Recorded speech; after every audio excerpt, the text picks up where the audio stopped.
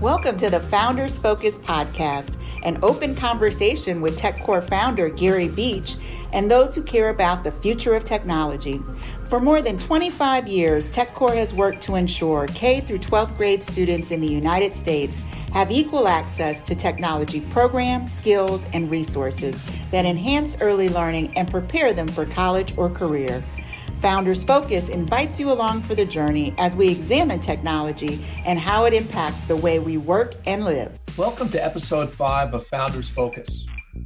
We are preparing to host the TECHCORPShack on Saturday, November 6th, 2021 in Akron, Columbus, and Zanesville, Ohio. Students from all over the state will come together to learn how to program and build a mobile app in a nurturing and fun environment as they compete for prizes. The students will be asked to brainstorm a need or a problem that needs to be addressed in their community. Then the students will learn how to develop an app to address that need. Today, we are speaking with Kyle Parker, founder of ClipDart. Kyle is a featured speaker at the TECHCORPShack. So let's get going. Kyle, how did you identify the need in your community that ultimately led to ClipDart's development?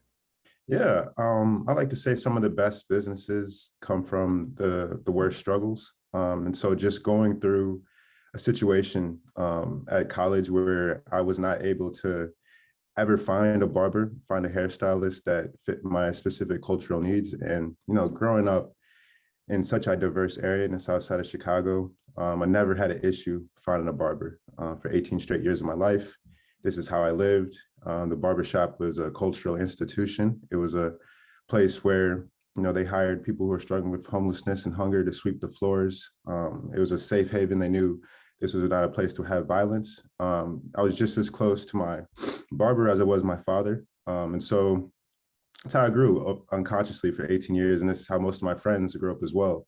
And so when I graduated high school, I went to the middle of Iowa and Grinnell College, literally probably 2-3 hours from a big city where I could find somebody that looked like me. And so that's when I realized that there was an issue to solve because our Black and Brown community was dealing with a mental wellness crisis in a sense of not being able to look our best. And so I didn't feel that until it was, my ability to look my best was completely taken away from me while being in rural Iowa. And so I wanted to do something to solve that, to make sure that not only students of color could receive the haircuts and the grooming that they needed, but anybody who was struggling with this, because we all know we might not, as older adults now, we might not care necessarily what we look like every day, but on a college environment, 18 to 21 years old, and you're figuring out who you are, the last thing you want to worry about is your hair.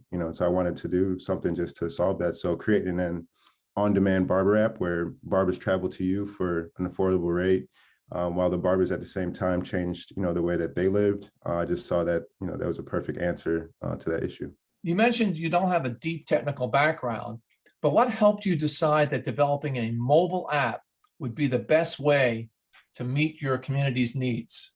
Yeah, I pinpointed on mobile apps just because I got into technology around 2016 and really was interested because of Uber and DoorDash and similar mobile app companies that were finally solidifying their roles in the industry. And I just saw the way the world was working in 2016, which was, I guess I was before my time a little bit, but I saw that things were going mobile. I don't necessarily think people were becoming lazier. It could have become lazier, but I think that also people were becoming more innovative in the sense of the accessibility to get these resources. And so I thought that the most accessible, the easiest, the best way to connect with, millennials at that point was to create something that they felt comfortable with, that they were familiar with. And it was just a user flow that they were used to. And so, and on the barber side, it would make everything easier for how they meet clients, how they get to their clients, how they set up their appointments. I could go on forever about, how it made their barber life easier. And so I just saw these things through a mobile app. And I thought that was the best route to go. But eventually I figured out that a mobile app was just a small part of ClipDart in the grand scheme of things. Kyle, you mentioned you didn't have a great deal of technology experience. So walk us through your app development process. Yeah, the app development process, before you get into it, just know it's going to be a very long and taxing and learning process. There's no way to get around it. Since it's such a new field for most people, especially for myself who was studying biology, I had no idea about the app world. I was studying public health. This is why ClipDart is the way it is today as well, but had no idea about anything about the app world, and kind of just dove myself all into it. I think that's the only way to do it. It's an extremely taxing process, something that like I said, you have to learn and you have to fail through. It's really inevitable to get there. And so, what I learned was that building an app is similar to building a skyscraper in a sense. You need an engineer, and you also need, an architect, right? Those jobs are very completely different. I didn't realize that at the time. I thought that people who designed apps could also build apps, but that you learn that the hard way.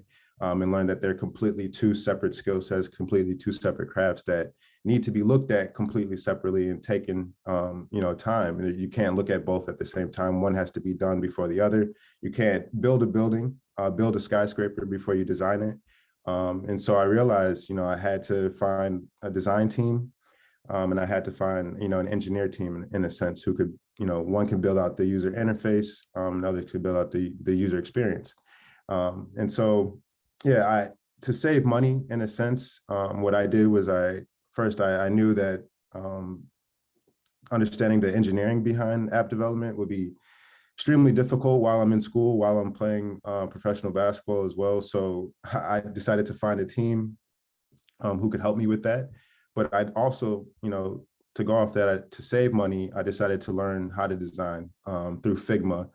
Which was a great interface to learn how to design different slides, learn how to design different screens, just learn not only the design aspect that the user flow has to match that design as well, which is just extremely important.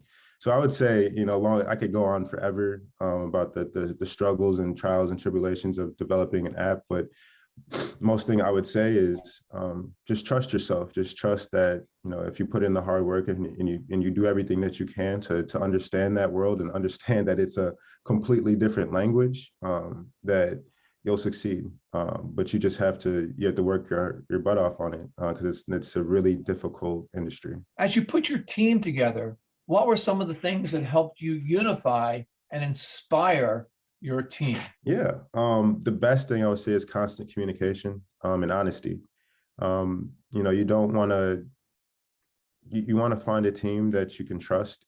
For example, for myself, our development team is in India, and so if I am not in constant communication, that's where the hard work goes in, because they're 12 and a half hours ahead. So I have to be up at 2 a.m., at 3 a.m. They have to be up, at their time of the day too. So it's really just trusting them. You trusting that these people are not just here to make a check, but they understand your mission, they understand your vision behind your business, and want to do everything they can to push it forward. Because if you have people just working with you who, see your business as just a great idea, rather than wanting to push the mission of it, it makes the app development even more difficult because you guys don't correlate on what you guys want. It can look different, and when you have different perspectives, more issues pop up and more things happen on your app that you don't want. So constant communication, trusting, and just finding a team that is about your mission. Kyle, you mentioned your team is from India. How do you go about finding an app development team in that country? Yeah, like I said before, you have to fail a lot. I think I've worked with, I wouldn't say 100 developers, but hundreds of people throughout my company, and since 2016, people who've saw the wonderful idea behind it, like I said, but weren't there to work. They weren't there to grind on it every single day. And so in terms of finding a team, you're just going to have to just keep looking until you find the right one and trust the process. I've always, there was a time, I'll tell a short story that I like to say, which just, shows everything about ClipDart and who we are in a sense. I remember my first year, I moved to Germany after college to play my first season. Dream come true. Finally, I dreamed of this since I was 6 years old to play in a different country. I never wanted to play in the NBA in a sense. I always just wanted to play in Europe and travel the world. And I was finally able to do this. And then first month I was out there, my mom was diagnosed with cancer, and they caught it kind of just in time or a little late. And so extremely devastating in a sense, to not be able to fly home, not be able to care for my mother, single mother family. So this is who I grew up with my whole life, and not be able to help her in a sense.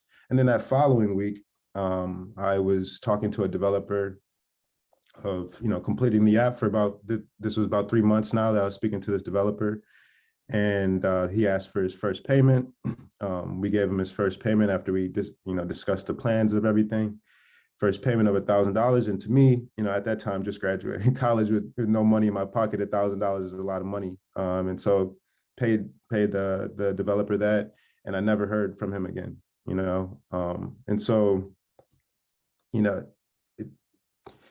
that's the personal part about being an entrepreneur, about being a developer, about being, a CEO that you really have to deal with. You really have to push through and know that, okay, I worked for 3 months with this person and it didn't work out, but now I know what not to look for. Now I know how to be better next time. And you have to think like that. Your mindset, you have to do that in order to be successful in this tech world, because it's very fast moving, very fast paced. And people are always thinking of different ideas. So you can't get stuck, even in some personal issues.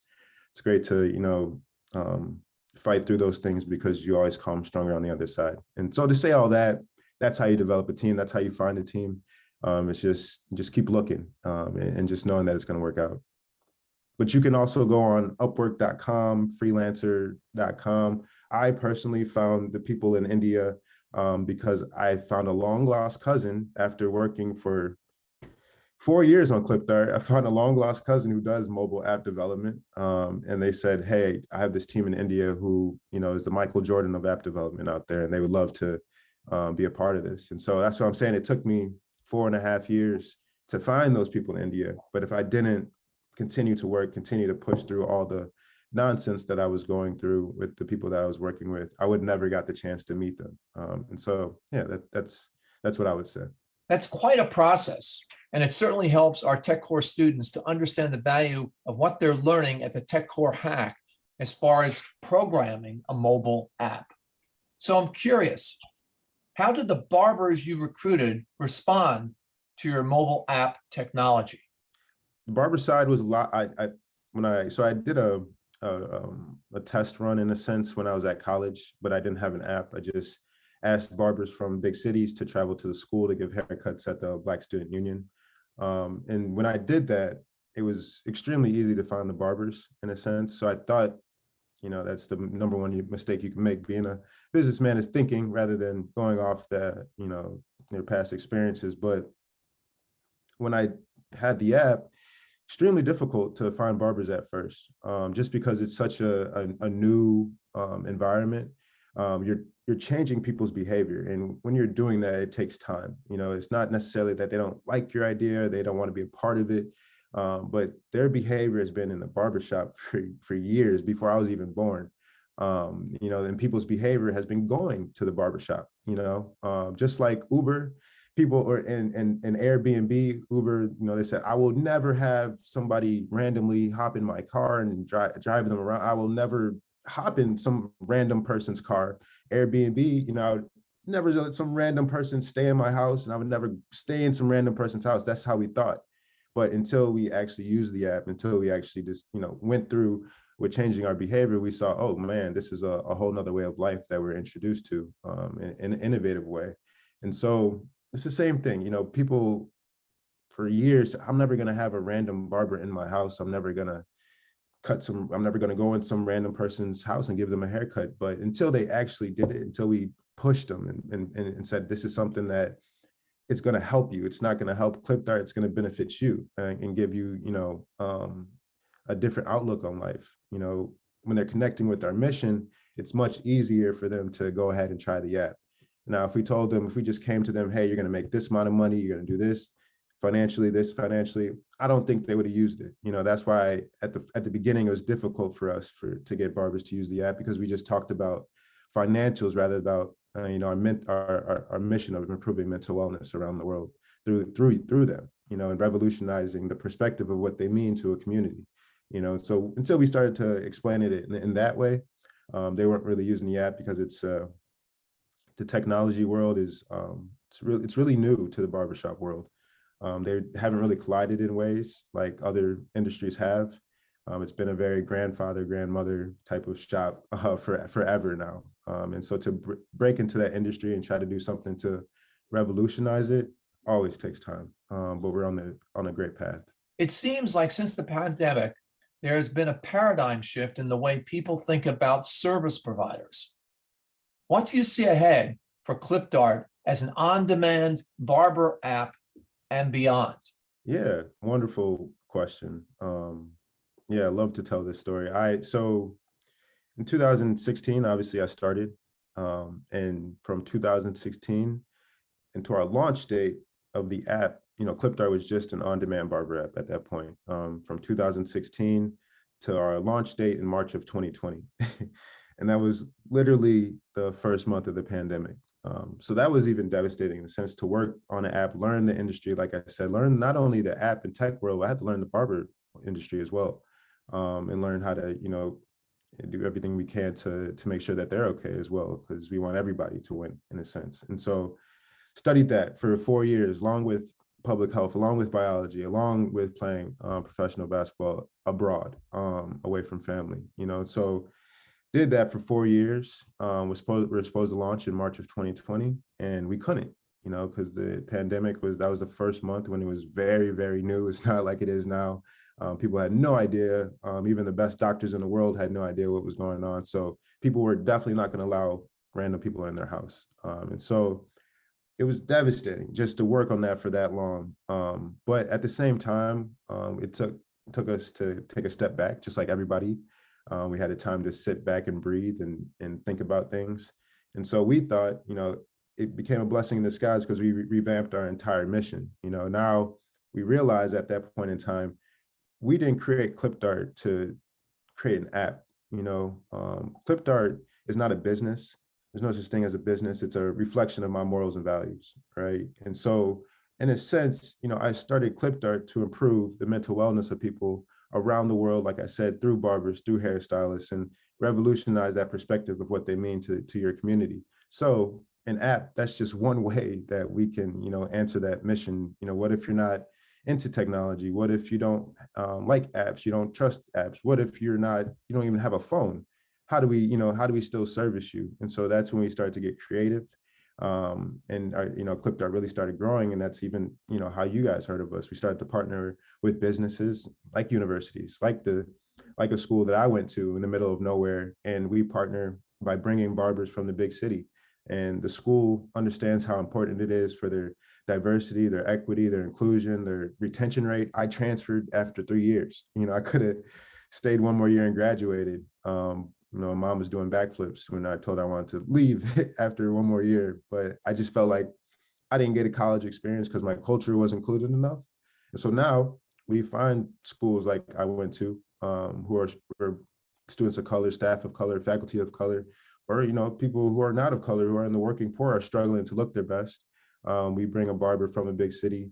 The school pays for it, so it makes it free for the students, for the faculty, for the staff. So they get free haircuts from a vetted license, one of the best barbers in the area, barbers who cut the NBA teams, barbers who cut, musicians of anything that you can imagine. We find the top of the top, and we do that because they're pillars in their community. It's not about money for them. It's really about going to that school and improving mental wellness. And so now, students who are struggling like me are having one of the best barbers in their area come to them for free.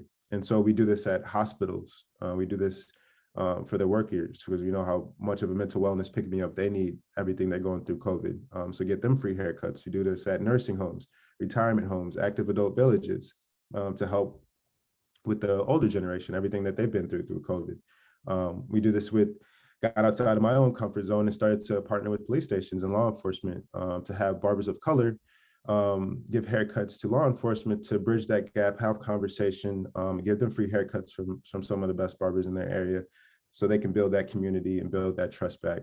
Started partnering with conventions, events, and official barber sponsor of, the biggest Black nerd convention, because it's an outlook space in the outcasted type of space. And so we go there, improve their mental wellness through haircuts.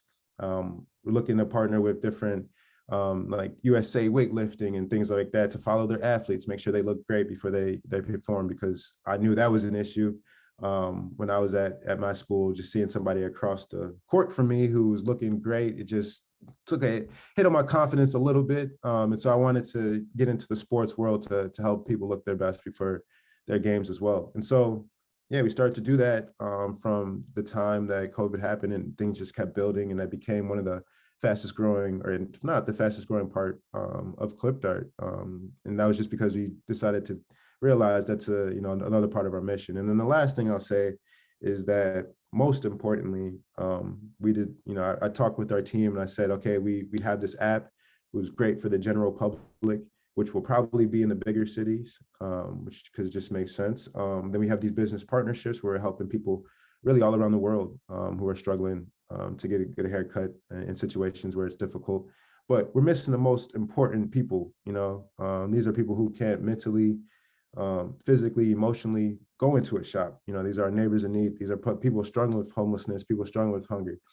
How do we still service them? They're not going to use our app. They're not a part of a business, but we still have a mission to be served. So if there's a problem, there's an answer.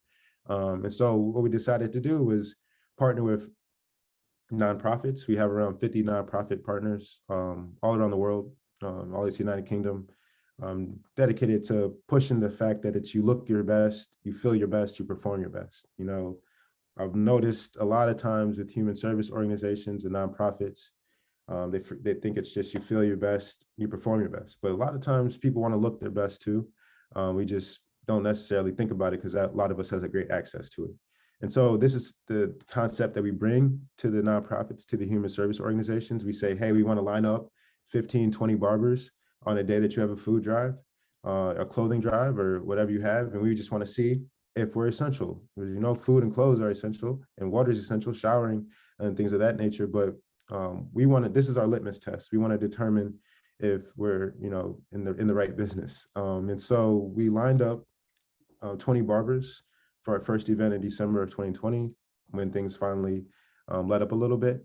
And we sat out there for 4 hours and gave 150 haircuts. And so it wasn't the app, it wasn't these business partnerships. That was the moment in time for ClipDart that we realized, oh man, we have something here. Because we asked our neighbors in need, why did you get a haircut? We know why you got the food, we know why you got the clothes and the water, but why did you get a haircut? And 100% of them said, you might helped us remind us of somebody when we look in the mirror, somebody that we recognize, somebody who had a relationship with a barber or a hairstylist at one point, and had that familiar connection in that family feel, brought that back to them, which is very important. But most importantly, barbers and hairstylists are some of the best listeners that we know.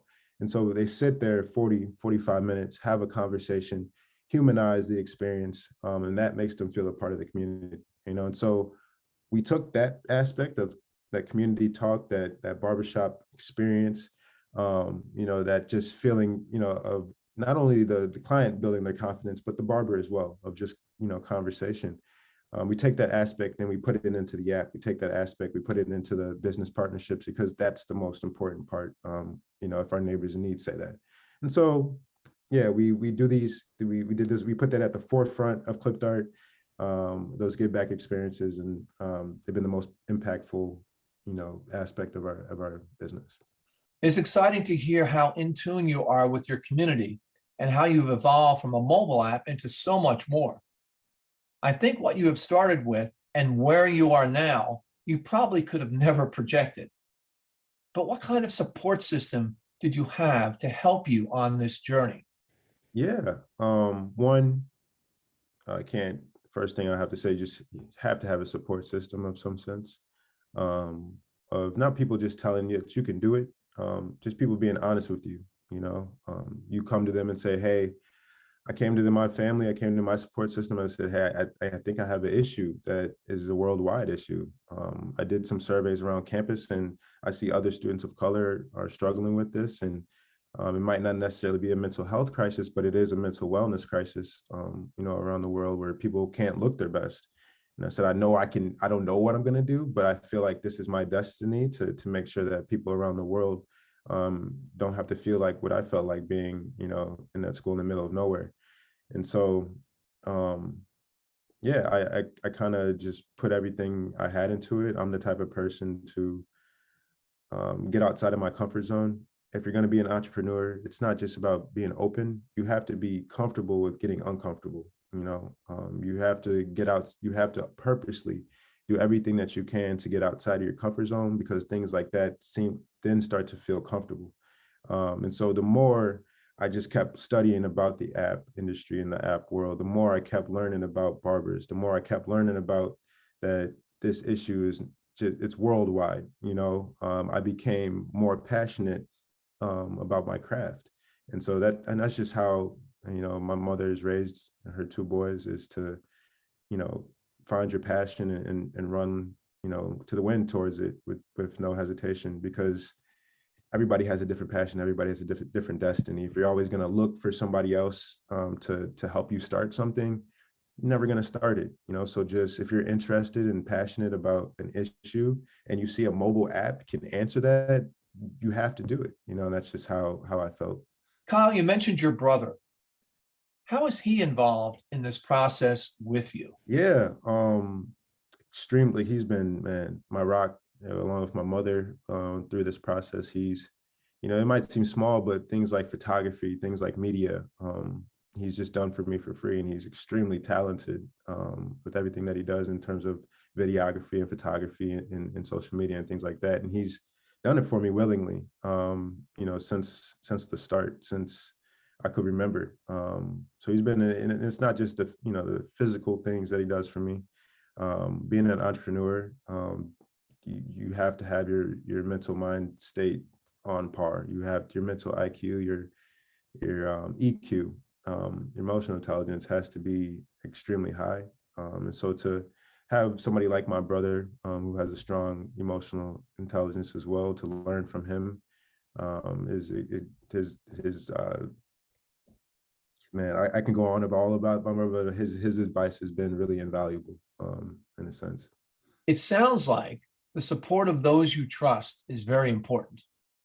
I'm sure you received lots of advice in this process, but how do you separate and follow the best advice from all of it? I like to say one of my favorite quotes is, don't take advice from somebody you want to take criticism from, and don't take criticism from somebody you want to take advice from. So through this process, I've had probably 1 million people tell me what I should do with the app, but they've never studied the barber world. They've never been through the process that I've been through since 2016, and really all these late nights. And I think I really get 3 hours, 4 hours of sleep per day, and so I say that to say, I'm going to trust yourself, trust everything that you've done and all the work that you put in. You can go to people I wouldn't say go to them for answers, but go to them for advice, go to them for wisdom. But take the pieces that you want to take, because if you take everything from everybody, you'll get mentally drained, developing an app, so you really want to take the pieces that are most comfortable for you and just move on. It could be, even family that you got to shut out sometimes. What's best for your app because you're passionate about it. And nobody's going to see your business. Nobody's going to see your app the way that you see it. So some people might not work as hard as you want to, that you want them to on the app, but you have to be okay with that. You cannot take, in this tech world, you cannot take things personal. If somebody doesn't want to use your app, somebody doesn't want to look at it, what I like to tell our team is, I believe, I hope I'm saying this correctly. I think when I read in the book, there's around 13.5% of the world of people who are just wired to do something because they love it. Now, there's around 60% of the world who aren't going to do something unless somebody else does it first. That's just how they're wired. There's just nothing against you. It's nothing personal. So if somebody doesn't want to use your app until somebody else uses it, you cannot take that personal or you'll drive yourself crazy. You have to find that 13.5% of the world who are just going to agree with your mission, try your app out. And then guess what? They're going to tell other people. And that's how you get to that 60%. You as a mobile app developer yourself or entrepreneur yourself, you can't get to that 60%. They're just not going to listen to you. You just can't take it personal. You have to have somebody funnel it, and so that's the advice that I would give them. Just don't take things personal and take the parts of advice and wisdom that are important to you and trust yourself. Super, super important. Kyle, what are your future plans for the ClipDart mobile app? Our plans, we had our pre-launch at Arizona State University, which we did that because we wanted to test ourselves to see what type of market would pop up. They have great access to barbers and hairstylists in Phoenix, but it's still a need, we believe. And so we did our pre-launch on the app, not necessarily a business partnership with Arizona State, but did our pre-launch there. And 80% of the students who use the app were from India. So, we found something else. Okay. It might not be necessarily, Black students who are struggling at all these schools, but it could be the international students, people who, in all honesty, can afford to go into the cities. Most of them go into the cities and pay for a haircut, but we talked to these students, they said they just didn't feel comfortable doing that. And so our goal next is we took all the information, all the advice, all the feedback, good or bad, from our pre-launch, and now we're in that development process of cleaning everything up, sharpening out, the app before we have the official launch in about a couple months. And so we want to. Another important thing too is when you launch your app, you want to do it in one spot, right? You don't want to have all your focus across the world, because not everybody, I don't care how good you think your app is, it's just not a good business strategy to release it to the whole world, So our focus is just to really develop it in the Phoenix market, really speak with the Indian students at ASU to see if they would continue to use it and how we can best move forward in the Phoenix area, grow it out in Phoenix, grow it out in Tucson, and then go to those bigger cities like Chicago, like, Dayton, Ohio, maybe, things in random cities like that we can move forward in. How do you draw income from your app? Great question. So we kind of hinted on it before. So there's 3 pillars that we call them: our app, our business partnerships, and our give back experiences. And so the way we make money is through our app and our business partnerships. So with the app, every transaction, we take 20%, similar to Uber, similar to DoorDash. Took that same type of model because we've seen it work really, really well. And so simple for that. Business partnerships, same type of thing. For the first 30 days, ClipDart doesn't make anything. We just want them to fully pay the barber and build a relationship with the barber and build a relationship with us, trust us. We're new to this world and really want to build a relationship. So for the first 30 days, 100% of the funds go to the barber. But after 30 days, we add a 20%. So we don't take anything from the barber. We add a 20%. And so that's where we get our profit from to put right back into the business, to the partnerships. And then what we're doing, lastly, we don't make money for the give back events. We actually lose money at these give back events, but they're at the forefront of our business because we just know how important, impactful they are to our mission.